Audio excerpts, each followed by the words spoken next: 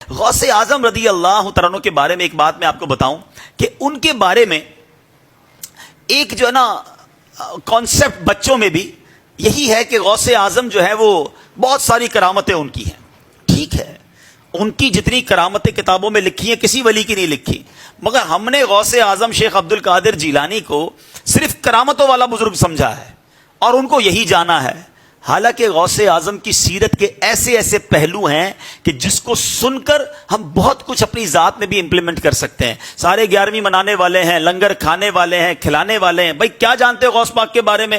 غوث پاک نے فلاں بیمار کو ٹھیک کر دیا تھا, دعا کی تھی تو کشتی ترا دی تھی, یہ سارے واقعات. اور کیا جانتے ہو غوث پاک کے بارے میں؟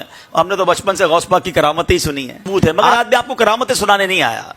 میں غوث اعظم کی سیرت, آپ کی لائف کیسی تھی, اس سے میں اور آپ کیا سیکھ سکتے ہیں, وہ میں چند باتیں کر دیتا ہوں. غوث اعظم رضی اللہ تعالیٰ اپنے زمانے کے سب سے بڑے عالم تھے, اپنے زمانے کے سب سے بڑے مفتی تھے. شاید ہم میں سے بہت سو کو نہیں پتا. آپ مدرسے میں جاتے بھی تھے اور بعد میں مدرسہ پڑھاتے بھی تھے. آپ کی لائف تدریس میں گزری. 40 سال تک آپ نے بیانات کیے. آپ نے جب بیان نہیں کرتے تھے نا تو نبی پاک علیہ الصلوۃ والسلام کا بیداری میں دیدار کیا. آقا نے فرمایا میرے بیٹے بیان کیوں نہیں کرتے؟ کہ حضور میں عجمی ہوں, بغداد میں سارے عربی ہیں, میں ان کے سامنے کیسے بیان کروں؟ اللہ کے حبیب نے فرمایا اپنا منہ کھولو. کہتے میں نے منہ کھولا, میرے آقا نے اپنا لعاب دہن میرے منہ میں ڈال دیا. آئے ہائے, تھوڑی دیر بعد مولا علی کا دیدار ہوا.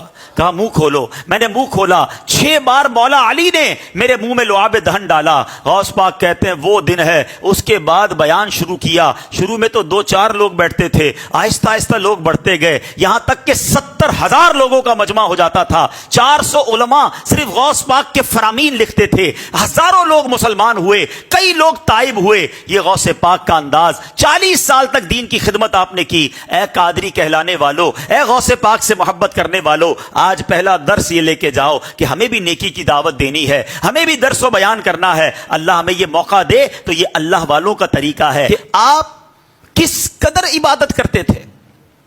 آپ کے بارے میں آتا ہے کہ حضرت شیخ محمد بن ابو الفتح فرماتے میں نے کچھ راتیں حضور غوث پاک کے خدمت میں رہا. یہ بڑی کمال کی بات ہے. ہم جیسے گناہگار لوگ ہیں نا, ہم سے لوگ جو دور سے ملتے ہیں وہ بڑی تعریف کرتے ہیں, یار ماشاءاللہ بڑے نیک, دکھتے بڑے نیک ہیں, کیونکہ ہم دکھنے میں بڑے نیک نظر آتے ہیں نا. تسبیح وسبیح ہاتھ میں ہوتی ہے, کچھ لوگوں کے ٹوپی بھی لگائی ہوئی ہوتی ہے, او یار ماشاءاللہ بڑا مسجد میں تو بڑا شریف آدمی. مجھے کئی لوگ کہتے ہیں یار حبیب بھائی وہ فلاں شخص جو ہے وہ آپ کے بیان میں آتا ہے یا آپ کے پاس نظر آتا ہے تو ہمیں رشتہ کرنا ہے, تو بندہ وہ لڑکا کیسا ہے؟ میں نے کہا یار میرے سامنے تو جتنے آتے ہیں نا بڑے شریف بن کر ہی آتے ہیں, کیونکہ مجھ سے ملتے ہی مسجد میں ٹوپی بھی لگا کر آتے ہیں, بیان بھی سن رہے ہوتے ہیں, سر بھی جھکا ہوا ہوتا ہے. اب میں کیسے پہچانوں کہ اس کے باہر کرتوت کیسے ہیں؟ تو بھائی آپ خود ہی فیملی سے چیک کر لیں. تو ہمارے ساتھ یہی مسئلہ ہے, میں بھی ایسا ہی ہوں کہ ہمیں ہمارے کوئی قریب آئے نا تو اس کو ہماری اصلیت پتہ چلے. دور سے تو سارے ہی اچھے لگتے ہیں. ایک شخصیت کہہ رہی ہے کہ میں نے غوث پاک کے ساتھ کچھ راتیں بتائیں, کچھ وقت گزارا. اب وہ اپنے مشاہدات بتا رہے ہیں. اصل کمال یہ ہے کہ قریب رہنے والا کیا بتا رہا ہے. اللہ کرے کہ ہم بھی ایسے بنے کہ جو ہمارے قریب آئے وہ بھی اللہ والا بن جائے. ہمارے اس کا آسان جواب ہے, ہم سے بعض اوقات باہر محلے والے نمازی وغیرہ دعا کرواتے ہیں. کبھی گھر والوں نے دعا کروائی کہ ماں کہے بیٹا بیٹا دعا کر دینا, بھائی کہے بھائی جان ذرا بیمار ہوں دعا کرتے, یا جس طرح کچھ ہمارے سے ایسے لوگ ہوں گے جن سے باہر والے دم کرواتے ہیں پانی پر. کبھی گھر والوں نے کہا کہ بھائی جان ذرا دم کر دو, ابا جان ذرا دم کر دو. ان کو پتا ہے اس کے دم میں ہی دم نہیں ہے, گھر میں کیا برا حال ہے ان کو پتا ہے نا. تو مزہ یہ ہے کہ ہماری خلوتیں بھی پاک ہوں, ہمارے قریب رہنے والوں کو بھی لگے کہ واقعی اللہ والا ہے. باہر والے کہیں اور اندر برا حال ہے, پھر تو یہ بیکار منافقت ہو گئی نا کہ ظاہر میں کچھ ہے باطن میں کچھ ہے. دیکھو غوث پاک کے ساتھ جس نے چند راتیں گزاری وہ کیا کہتے ہیں, کہتے میں کئی دن آپ کی خدمت میں رہا, راتوں میں میں نے آپ کا معمول یہ دیکھا کہ 1/3 رات تک 1/3 غوث پاک نفل پڑھتے تھے, پھر ذکر و اذکار میں مشغول ہو جاتے تھے, پھر کچھ عرائض و وظائف پڑھتے تھے. میں نے اپنی آنکھوں سے دیکھا کبھی آپ کا جسم کمزور ہو جاتا, کبھی صحت مند ہو جاتا, کبھی میری نگاہوں سے غائب ہو جاتے, کبھی پھر تھوڑی دیر بعد آ جاتے, قرآن کریم پڑھتے, یہاں تک کہ رات کا دوسرا حصہ بھی گزر جاتا, پھر طویل سجدے کرتے, اپنے چہرے کو زمین پر رکھتے, تہجد عطا فرماتے اور مراقبے میں رہتے, یہاں تک کہ فجر تو ہو جاتی. نہایت عجز و نیاز سے خشوع و خضوع سے دعا مانگتے. اس وقت آپ کو ایسا نور ڈھانپ لیتا کہ آپ نظروں سے غائب ہو جاتے. کہتے یہاں تک کہ نماز فجر کے لیے در دولت سے باہر نکلتے، ساری رات عبادت. اللہ اکبر. اب میرے پیارے اسلامی بھائیوں، غوث پاک کے بارے میں آتا ہے کہ 40 سال تک عشاء کے وضو سے فجر کی نماز ادا فرمائی. 15 سال تک میرے غوث نے، شیخ عبد القادر جیلانی نے، ہر روز قرآن پاک ختم فرمایا. اے قادریوں، میلاد منانے والوں، 11ویں منانے والوں، میرے غوث عشاء کے وضو سے فجر کی نماز پڑھے، اور قادری کہلانے والا نہ عشاء پڑھے نہ فجر پڑھے.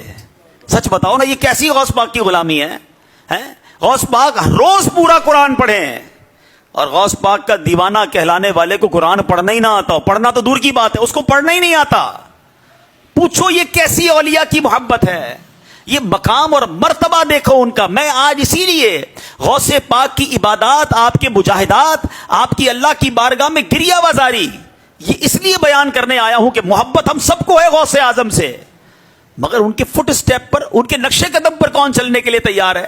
کیا صرف لنگر کھانا، 11ویں منانا، نعرے لگانا، یہی 11ویں، یہی غوث پاک سے محبت ہے؟ نہیں میرے پیارے اسلامی بھائیوں.